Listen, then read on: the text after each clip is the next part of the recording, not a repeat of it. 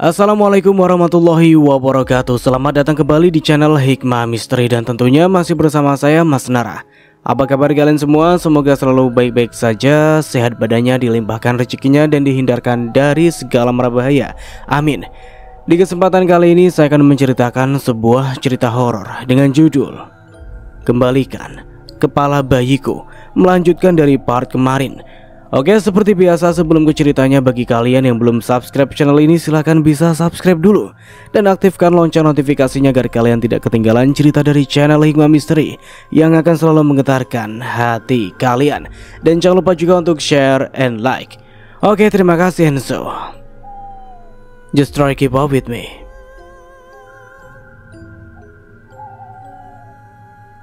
Satu persatu anak buah Santoso mulai mendapatkan teror dari sesosok makhluk yang sangat menyeramkan itu. Yang tidak lain dan tidak bukan adalah sosok Arumbi, sang kembang desa yang mereka habisi secara tidak manusiawi. Kini keempat anak buah Santoso sedang berkumpul membahas tentang teror yang ada di desa itu.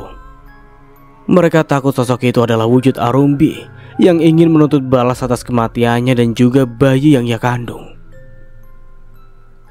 Wan, apa kau sudah mendengar tentang teror yang ada di desa ini? Tanya Budi yang tidak lain adalah salah satu anak buah Santoso yang ikut terlibat atas kematian Arumbi, sang kembang desa. Sudah? Kenapa? Apa kau takut? Kini Wawan yang justru balik bertanya kepada rekannya sambil menenggak minuman yang memabukkan. Tidak. Bagaimana sosok yang meneror itu adalah sosok Arumbi yang kita bunuh secara tragis? Jawab Budi beralasan. Alah, sama setan aja takut. Kalau perlu sini muncul, biar tak perkodok lagi baru tahu. Ucap Joko yang tiba-tiba muncul. Betul itu, Jok. Bila perlu kita perkodok lagi secara ramai-ramai. Ucap Doni sambil mengisap rokoknya dengan santai. Apa kalian lupa dengan sumpah Arumbi pada saat kita menghabisi nyawanya? Ucap Budi lagi bergidik ngeri mengingat kalimat terakhir yang Arumbi ucapkan pada saat itu. Mendengar ucapan Budi barusan, seketika membuat ketiga temannya itu terdiam dan mulai mengingat kembali kejadian pada malam itu. Sudahlah, tidak perlu diambil pusing. Lagian mana ada setan bisa menghabisi manusia? Ucap Joko berusaha bersikap santai. Bukan begitu. Aku hanya takut bagaimana perbuatan kita diketahui semua orang. Ucap Budi berusaha bersikap santai, walaupun sesungguhnya dirinya mulai dilanda rasa takut.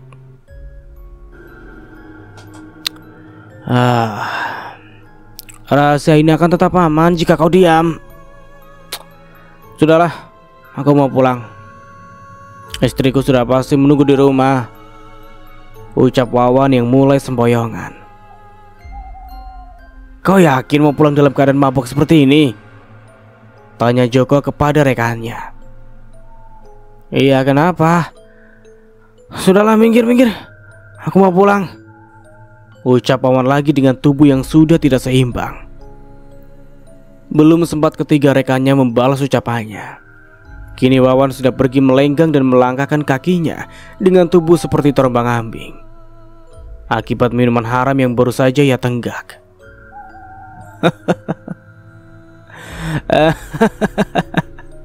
Sama setan aja takut. Sini kalau berani muncul. Ucap Wawan menantang sambil tertawa tidak jelas.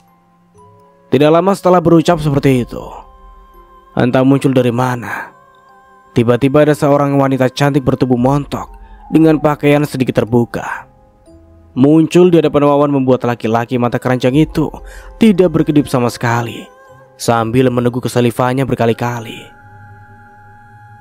Abang, panggil wanita cantik itu dengan suara mendayu-dayu. Iya Neng. Kenapa? Hah?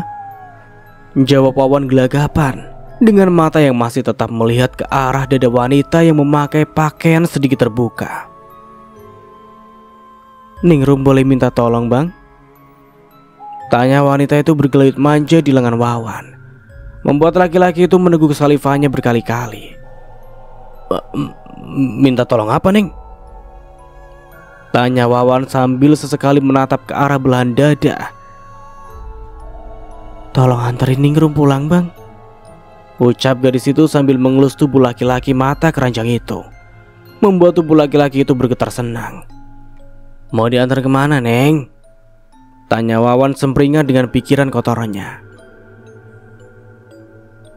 Rumah Ningrum tidak jauh dari desa ini, Bang. Cuma Ningrum takut pulang sendirian, jawab wanita cantik itu dengan wajah sendu sambil tetap mengelus tubuh Wawan dengan tangan lentiknya. Apa yang abang dapat kalau abang nganterin Neng pulang? Tanya Wawan lagi sambil mencolek dagu wanita cantik di hadapannya. Apapun yang abang mau pasti Ningrum berikan, ucap wanita cantik yang muncul secara tiba-tiba dengan mengedipkan satu matanya sambil tersenyum centil. Mendapat perlakuan seperti itu membuat Wawan semakin tersenyum sumringah. Dengan pikiran kotorannya dengan mudah, Wawan menyetujui keinginan wanita itu tanpa merasa aneh sedikit pun. Ayo, Bang, ucap wanita cantik bertubuh montok itu dengan suara mendayu-dayu sambil menggandeng tangan Wawan dengan erat. Maaf ya jika tulisannya di sini banyak itu-itunya. Oke, lanjut. Bagai seekor kerbau yang dicucuk hidungnya, Wawan seakan terhipnotis dengan kecantikan dan kemolekan tubuh wanita di hadapannya itu. Serta rayuan dari wanita itu semakin membuat Wawan tergila-gila. Tanpa ragu sedikit pun, Wawan mengikuti langkah kaki wanita itu tanpa mempertanyakan lagi kemana wanita itu membawanya pergi. Dengan tubuh sempoyongan, Wawan terus melangkahkan kakinya mengikuti wanita cantik bernama Ningrum. Sesekali Wawan merangkul dan mengelus bau wanita bertubuh montok itu tanpa melihat ke sekelilingnya. Kini, di kepala laki-laki itu sudah dipenuhi dengan pikiran kotor dan hawa nafsu, sehingga membuat Wawan tidak sadar jika wanita cantik itu membawanya masuk ke dalam hutan di tempat ia beserta komplotannya menghabisi Arumbi dan juga bayinya secara tragis. Setelah tiba di tempat yang menjadi saksi bagaimana Arumbi sang kembang desa diperkosa, dihabisi, dan dimutilasi tubuhnya, wanita cantik yang masih menggandeng tangan Wawan itu tiba-tiba langsung menghentikan langkahnya, lalu mengempaskan tangan Wawan dengan sangat kuat, sehingga membuat tubuh laki-laki yang sudah sempoyongan itu terpental seketika. Waduh! Ritih Wawan meringis kesakitan dengan mulut yang mengeluarkan darah segar akibat tubuhnya yang terpental kuat membentur akar pohon besar di mana tempat Arumbi terjatuh pada waktu malam itu. Apa itu sakit, Wawanku sayang? Ucap wanita cantik yang berpakaian sedikit terbuka itu dengan suara lemah gemulai, lalu berjongkok di hadapan Wawan yang terbaring merintih kesakitan. Siapa kau? Ucap Wawan meringis kesakitan, berusaha untuk berdiri dengan mulut yang masih mengeluarkan darah segar. Apa kau tidak mengingatku? Hah? Ucap wanita cantik itu dengan tatapan mata tajam penuh amarah dan dendam. Mendengar ucapan wanita itu, Wawan masih belum sadar juga jika wanita cantik yang mengaku sebagai Ningrum itu tidak lain dan tidak bukan adalah sosok Arumbi sang kembang desa yang ingin menuntut balas atas kematiannya dan juga bayi yang ia kandung selama 9 bulan. Siapa kau? Tanya Wawan lagi. Akibat pengaruh minuman beralkohol yang ia minum, membuat laki-laki itu sulit untuk berpikir dengan jernih.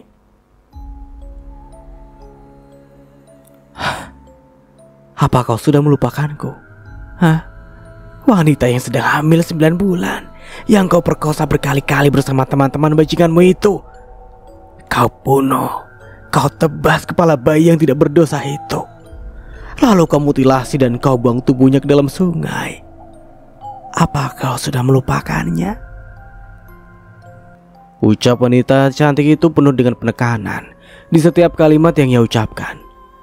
Dengan linangan air mata saat mengingat kepala bayi yang tidak berdosa terpisah dari tubuhnya. Mendengar ucapannya, seketika Wawan tersadar akan keberadaannya sekarang dan siapa sosok wanita yang ada di hadapannya. Tubuh Wawan mulai menggigil ketakutan, lalu kembali mengingat akan sumpah yang pernah Arumbi ucapkan pada saat wanita malang itu mengembuskan nafas terakhirnya. Setelah tersadar dan mengingat semua kejadian pada saat itu, tubuh Wawan semakin gemetar ketakutan. Laki-laki itu kembali berusaha bangkit, berdiri tegak, dengan tubuh sempoyongan berlari terpontang-panting menjauhi dari wanita cantik yang ingin menuntut balas atas kematiannya. Mau lari kemana kau bajingan? Ucap wanita cantik itu lalu berubah menjadi sosok makhluk yang sangat menyeramkan. Rambut panjang terurai menutupi sebelah wajahnya dengan kedua bola mata merah menyala. Arumbi, wanita cantik yang dikenal sebagai kembang desa, kini berubah menjadi sosok yang sangat menyeramkan. Seluruh kulit tubuhnya membiru, mengelupas dengan binatang putih menggeliat, serta darah berwarna merah hitam-hitaman, berbau sangat busuk, mengalir dari potongan tubuhnya yang terpisah-pisah. Dengan seluruh kuku panjang berwarna hitam dan perut besar tanpa busana itu merangkak, merayap, mengejar Wawan yang sudah berlari dengan tubuh yang masih sempoyongan.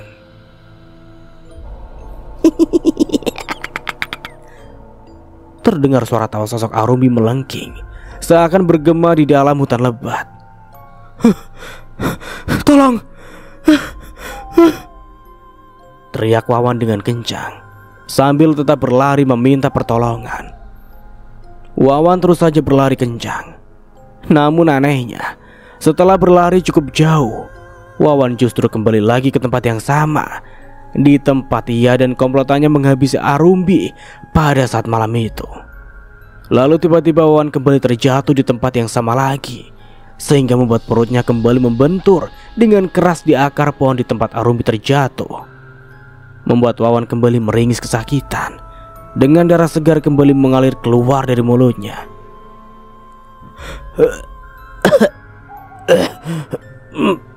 Maafkan aku Arumbi, aku menyesal. Ucap laki-laki itu meringis kesakitan memegangi perutnya. Setelah menyadari jika ia kembali ke tempat yang sama sambil menatap sosok Arumbi yang semakin mendekat ke arahnya. Kini sosok Arumbi dengan wujud yang sangat menyeramkan itu sudah berada di hadapan Wawan, membuat laki-laki itu semakin menggigil ketakutan, lalu kembali memohon agar sosok Arumbi mau memaafkan kesalahannya. Ampuni aku Arumbi, maafkan aku. Ucap Wawan kembali mengibah dengan suara yang terbata-bata. Mendengar laki-laki di hadapannya mengibah, memohon ampun, justru membuat sosok Arumbi tertawa melengking.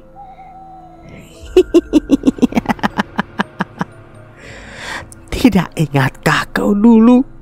Aku juga pernah mengibah, memohon agar kalian melepaskanku dan juga bayiku. Tapi apa yang kalian lakukan? Ucap sosok Arumbi melengking dengan tatapan mata tajam merah menyala, penuh amarah dan dendam. Lalu dengan cepat tangan dengan kulit membiru mengelupas beserta kuku panjang berwarna hitam itu menarik alat vital Wawan dengan sekali sentakan, membuat bagian tubuh yang sangat berharga bagi laki-laki itu terpisah dari tempatnya. Seketika darah segar mengucur keluar dari alat vital yang sudah terpisah itu, membuat laki-laki itu berteriak sangat kencang.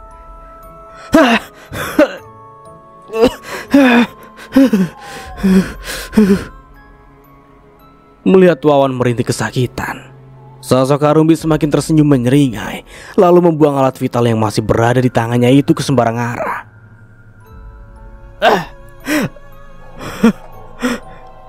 Rintih Wawan meringis kesakitan sambil melihat ke arah bawah di mana bagian tubuh yang sangat ia bangga-banggakan sudah terpisah dari tubuhnya.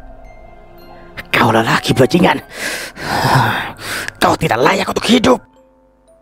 Ucap sosok Arumbi penuh penekanan sambil tersenyum menyeringai menunjukkan gigi runcingnya yang bercampur dengan darah merah hitam-hitaman.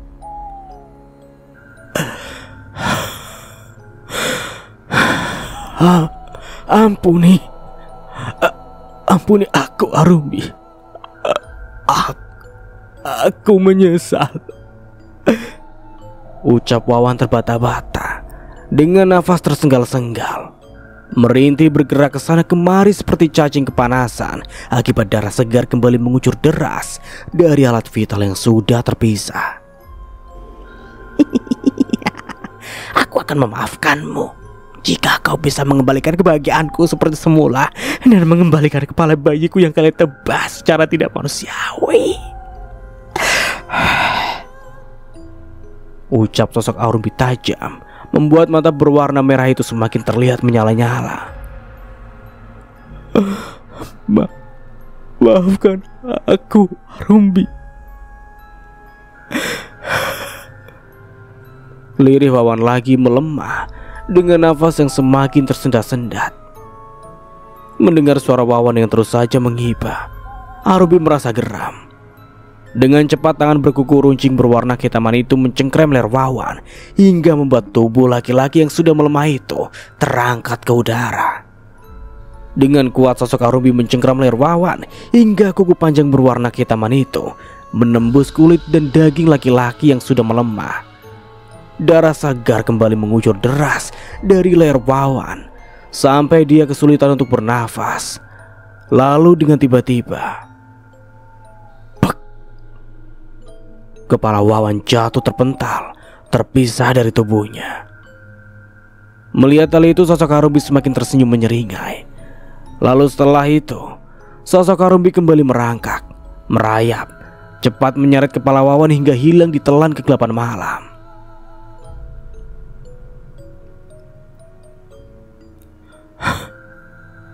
Arumbi, kau di mana, Dek? Teriak Bagus frustasi setelah melihat sosok wanita yang sangat ia cintai menghilang di hadapannya secara tiba-tiba. Mendengar teriakan Bagus, seketika membuat laki-laki parubaya bernama Ridwan itu datang menghampiri Bagus yang sudah menangis sesenggukan dengan tubuh yang gemetar.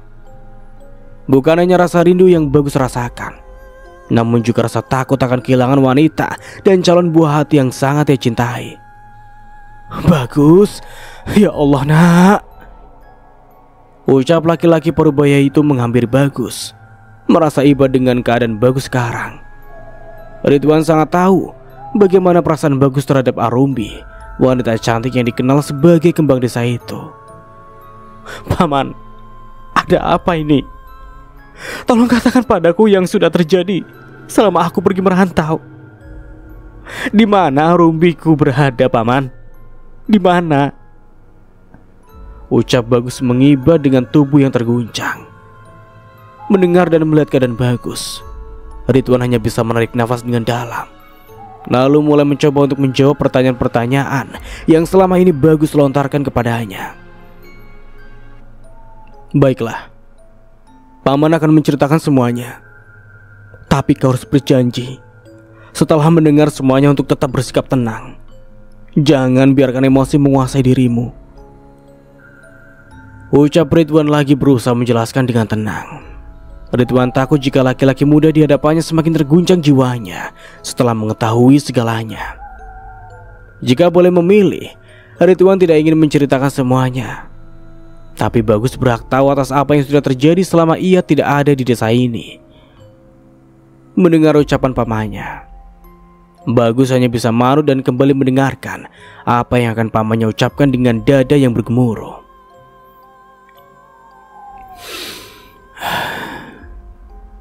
Setelah kau pergi merantau selama beberapa bulan lalu, menitipkan Arumbi kepada Broto bapak tiri yang kau anggap seperti orang tua kandungmu sendiri,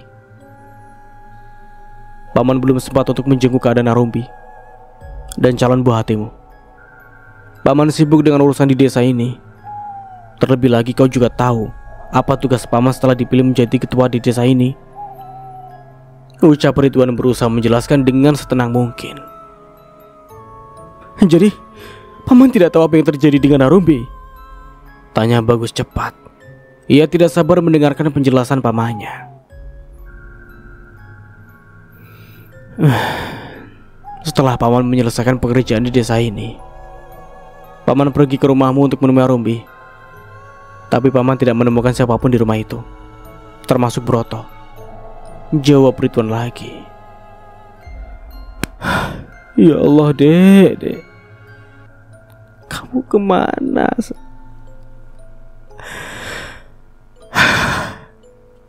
Ucap Bagus frustasi sambil bersandar di dipan kayu yang menjadi pondasi utama rumah panggung itu.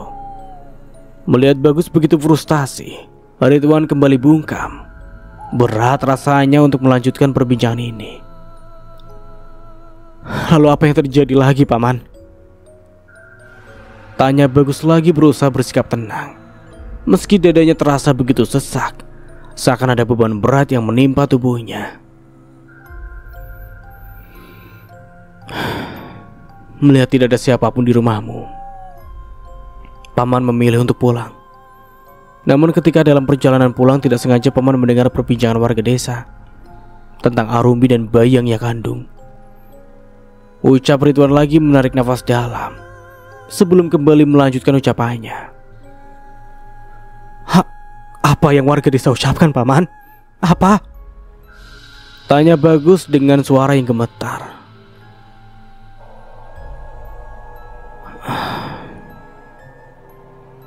Warga desa mengatakan jika hilangnya Arumbi karena ia pergi bersama dengan laki-laki lain, yaitu ayah dari bayi yang Arumbi kandung.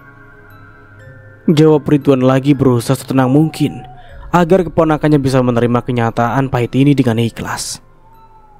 Setelah mendengar jawaban dari semua pertanyaannya, Bagus hanya bisa bersandar di dinding papan kayu rumah panggung itu. Tubuhnya terasa begitu lemas, dadanya terasa begitu sesak. Tubuhnya kembali berguncang. Air matanya kembali merembes dari sudut matanya. Bagus tidak menyangka, setelah kepergiannya, banyak sekali kejadian buruk yang tidak pernah ia pikirkan bisa terjadi kepada wanita yang sangat ia cintai. Ia yakin Arumbi tidak akan pernah bisa mengkhianatinya. Bagus tahu bagaimana tulusnya cinta Arumbi kepada dirinya. Terlebih lagi sebelum ia pergi merantau, Arumbi sudah hamil pada saat itu. Itulah yang menjadi alasan Bagus pergi menjauh dari wanita yang selalu menjadi ratu di dalam hatinya. Setelah perbincangan itu sejenak suasana menjadi hening. Belum sempat Ridwan kembali bersuara, tiba-tiba brak, terdengar suara dentuman dari atas atap rumah, hingga membuat Bagus dan Ridwan terperanjat kaget. Allahu Akbar. Ucap Bagus terperanjat kaget, sedangkan pamannya Ridwan hanya dia mematung setelah mendengar suara dentuman keras dari atas atap rumahnya. Suara apa itu, Paman? Tanya Bagus kepada pamannya. Sedangkan sosok yang diajak bicara masih tetap dia mematung, seakan terhanyut dalam lamunannya. Paman, panggil Bagus lagi sambil menepuk bahu pamannya. Iya, ada apa, Gus? Jawab Ridwan cepat setelah sadar dari lamunannya. Entah apa yang ada dalam pikirannya laki-laki parubaya itu, sehingga membuatnya sejenak terdiam mematung. Suara apa itu, Paman? Tidakkah Paman mendengarnya juga, bukan? Tanya Bagus lagi. Iya, Paman juga mendengarnya.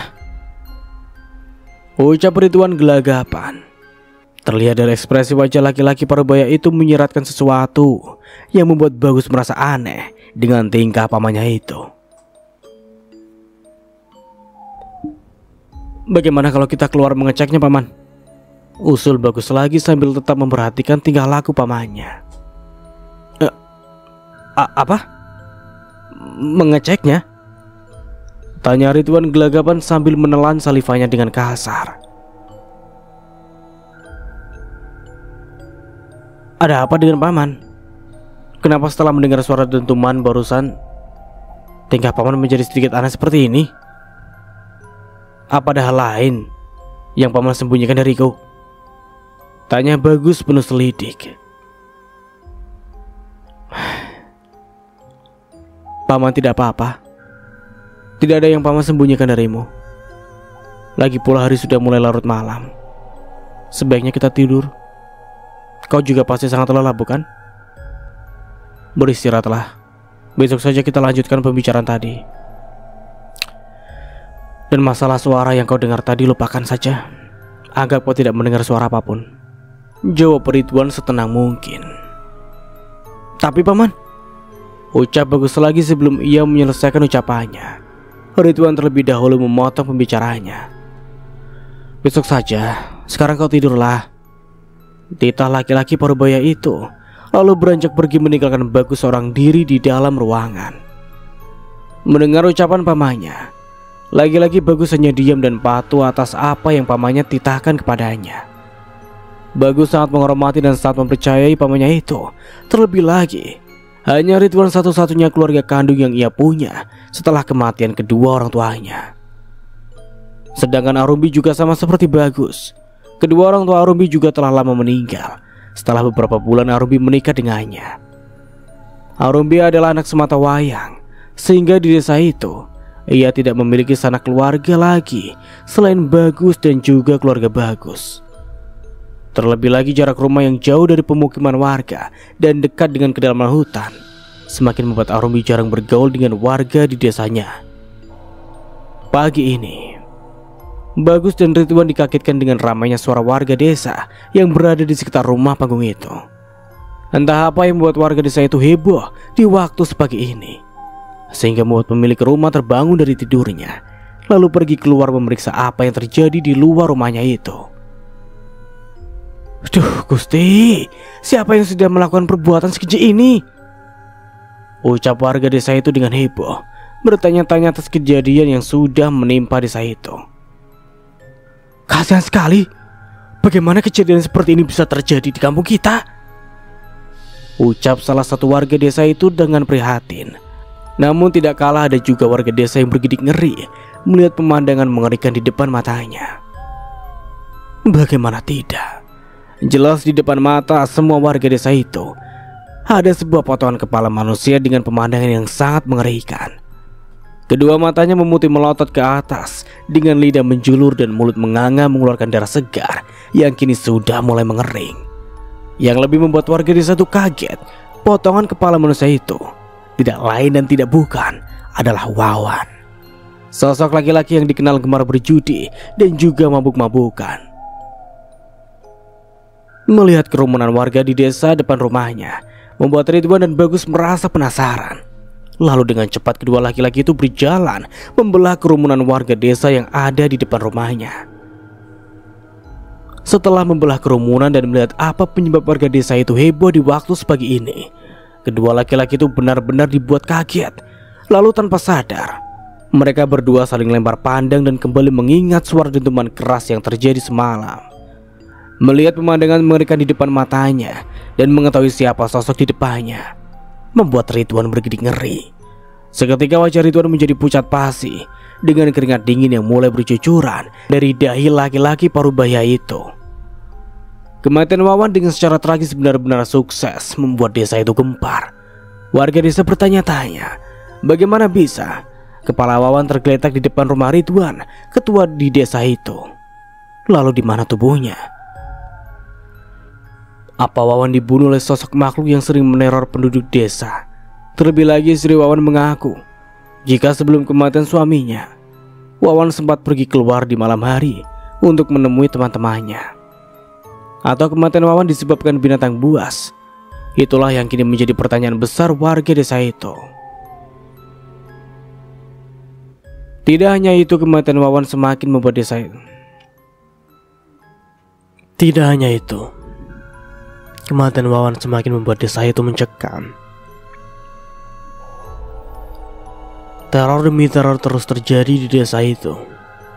Kini bukan hanya teror dari sosok makhluk yang selalu meminta kepala bayi, namun kini warga desa juga mendapatkan teror dari sesosok makhluk kepala terbang menyerupai Wawan, yang setiap kali muncul selalu meminta dicarikan tubuhnya. Mendapat teror seperti itu secara terus-menerus membuat warga desa tidak tenang dan semakin takut untuk melakukan aktivitas di malam hari. Desa yang biasa dikenal dengan keramahan penduduknya, keindahan alamnya, kini sekarang berubah menjadi seperti desa mati, seakan tidak ada lagi kehidupan di dalamnya. Bahkan sebelum maghrib, semua pintu rumah tertutup rapat. Tidak ada lagi aktivitas dari warga di desa itu.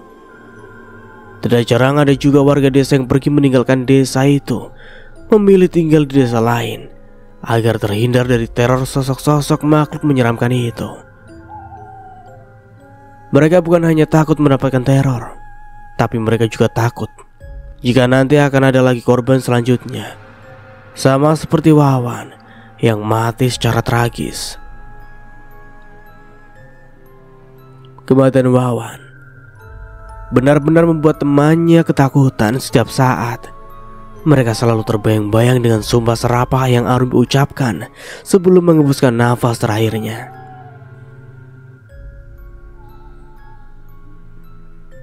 Sehingga membuat kehidupan mereka tidak tenang sama sekali.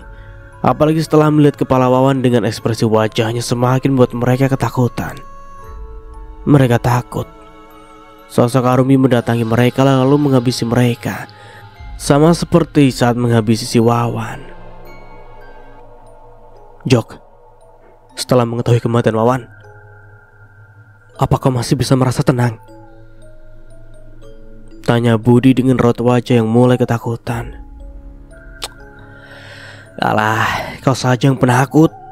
Ya mungkin saja Wawan mati karena binatang buas. Lagi pula mana ada si arwah bisa membunuh manusia?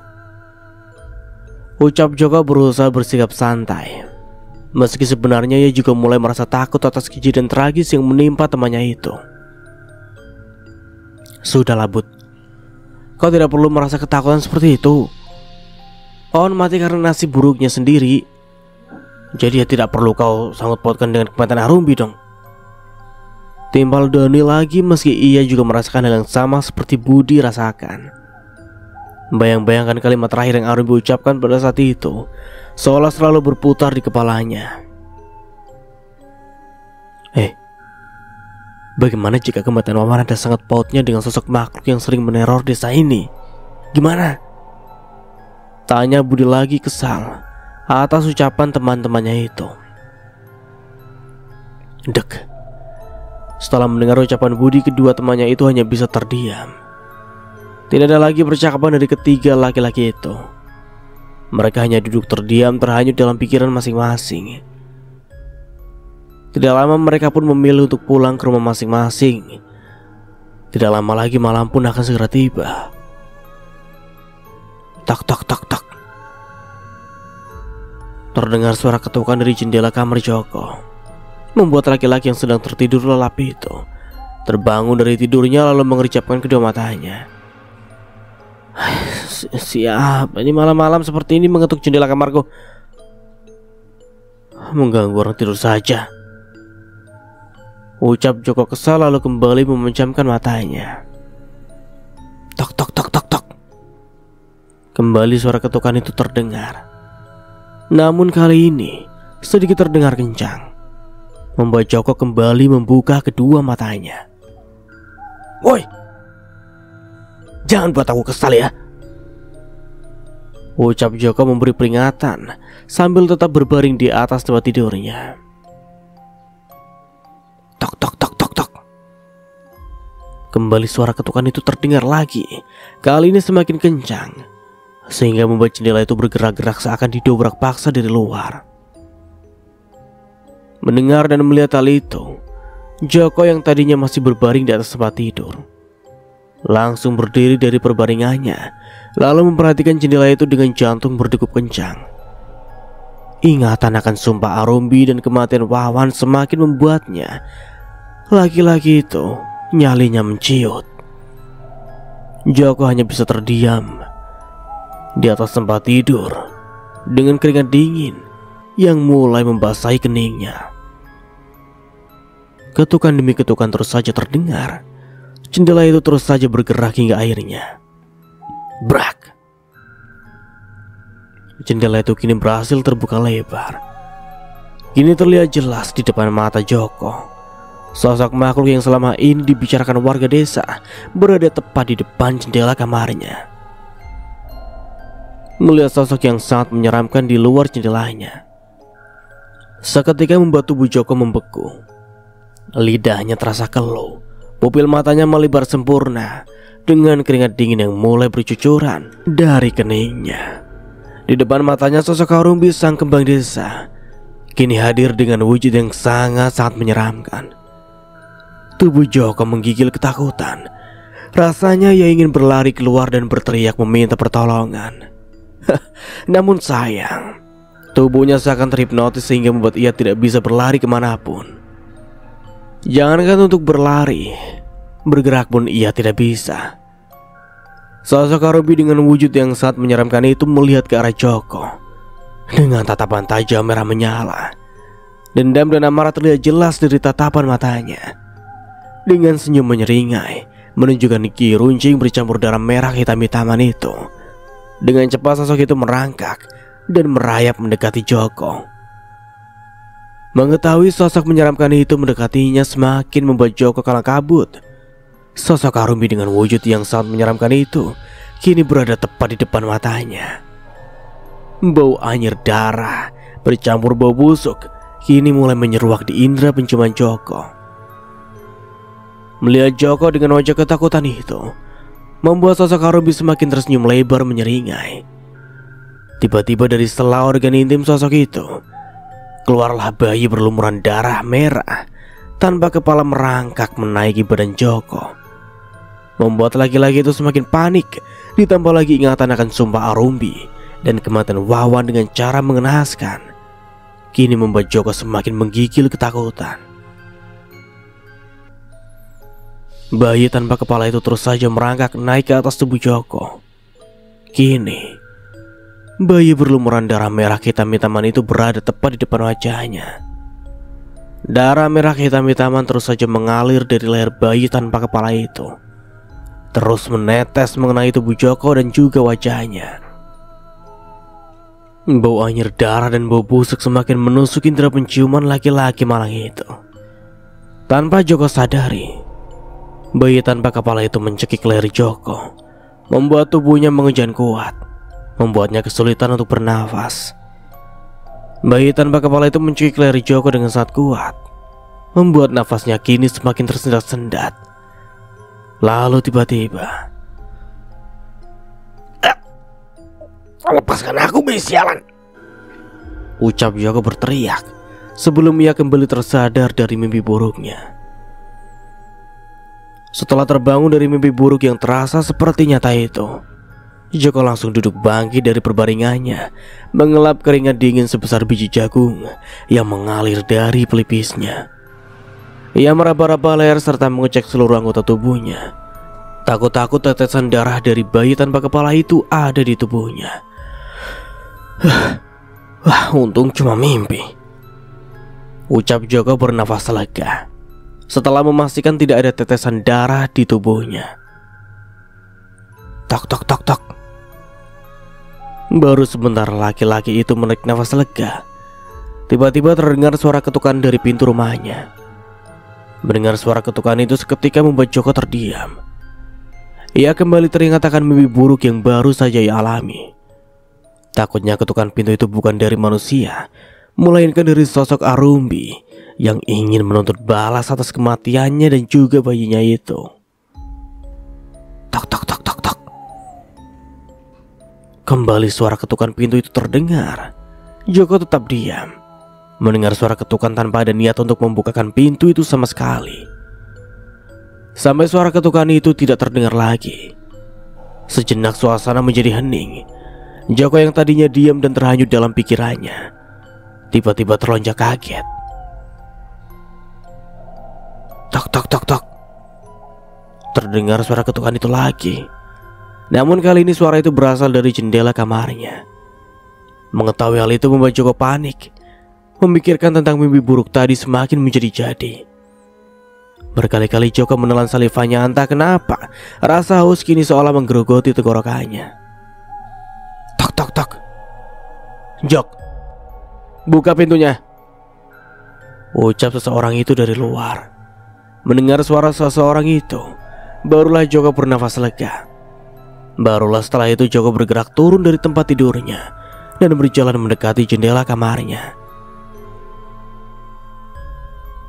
Ngapain tengah malam seperti ini mengetuk pintu rumah orang? Kurang kerjaan kau? Hah? Ucap Joko setelah membukakan jendela untuk seseorang yang ia kenal itu.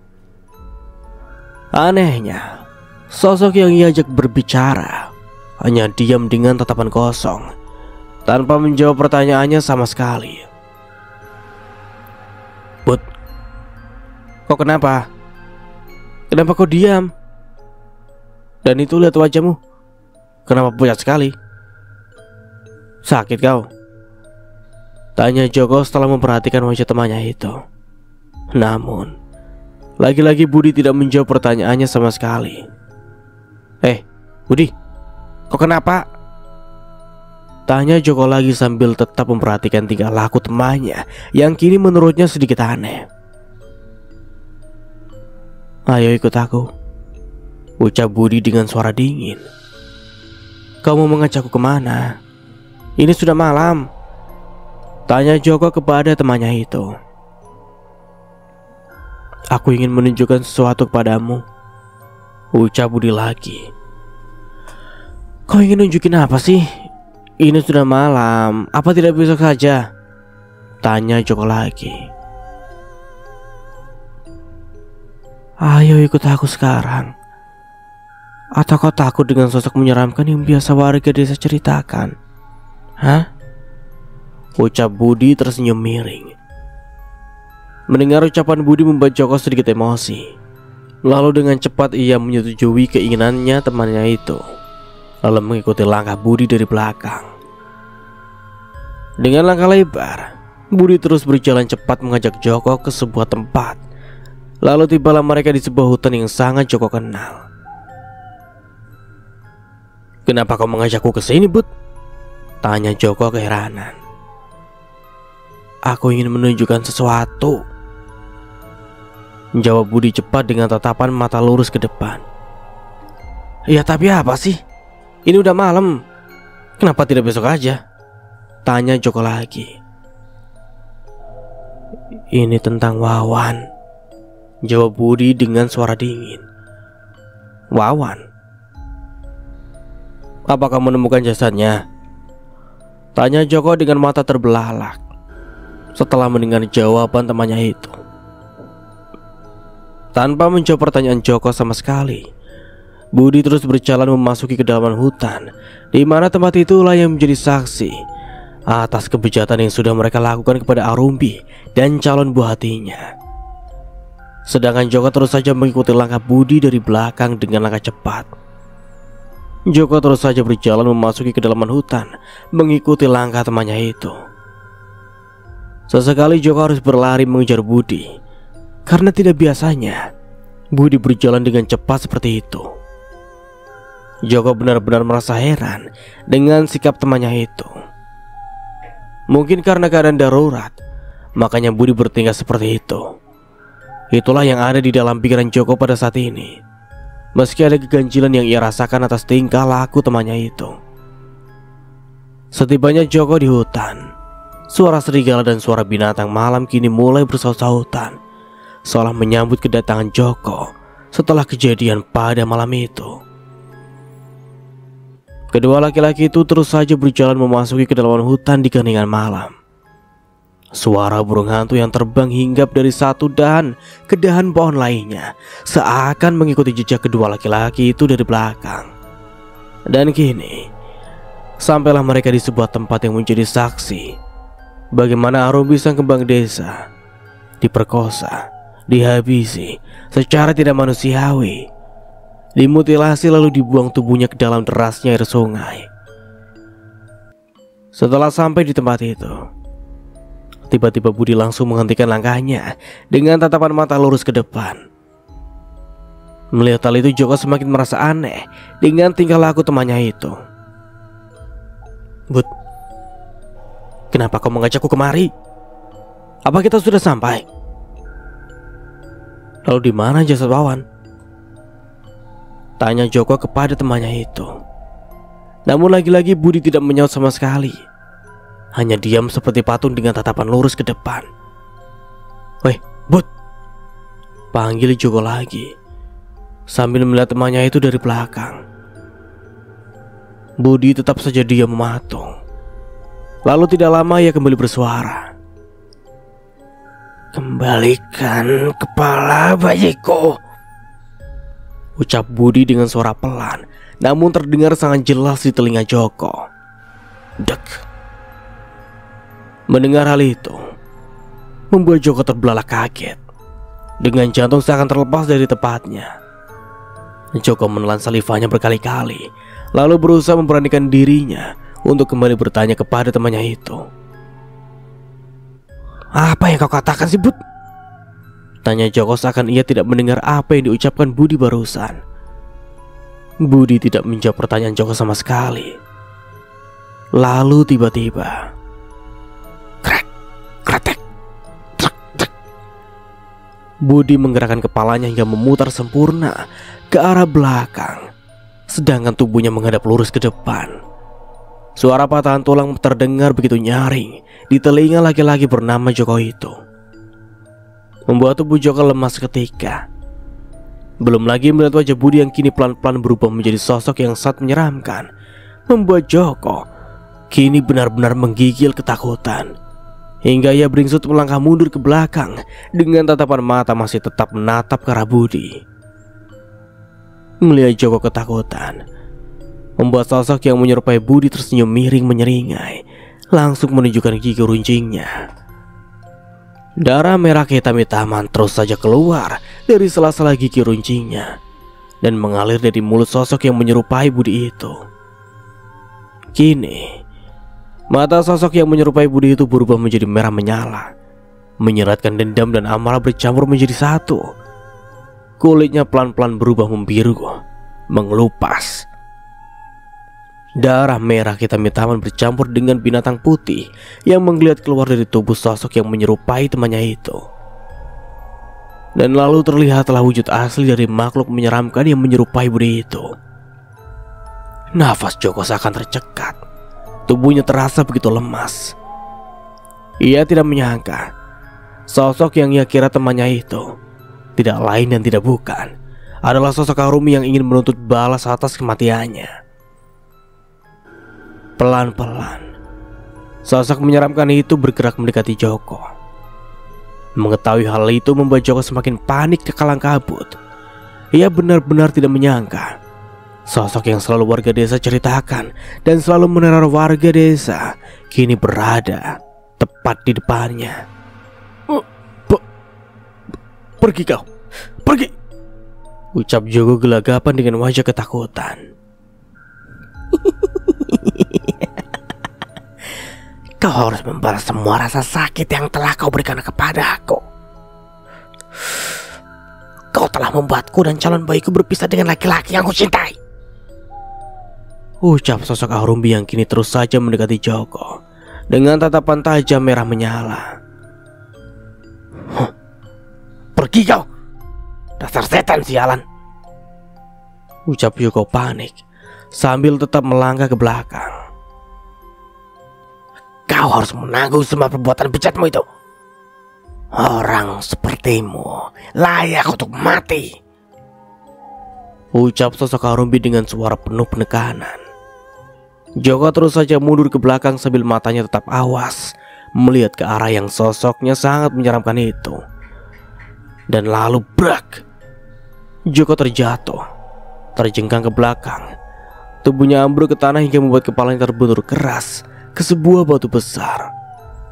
Darah segar langsung mengucur dengan cepat dari kepala laki-laki bernama Joko itu, membuat Joko meringis memegang kepalanya yang kini terasa nyeri.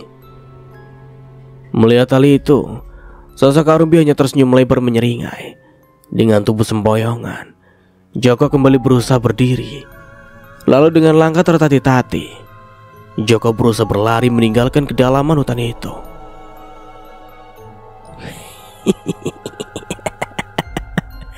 "Mau lari kemana kau bajingan? Malam ini giliranmu untuk mati," ucap sosok Arumbi tertawa melengking.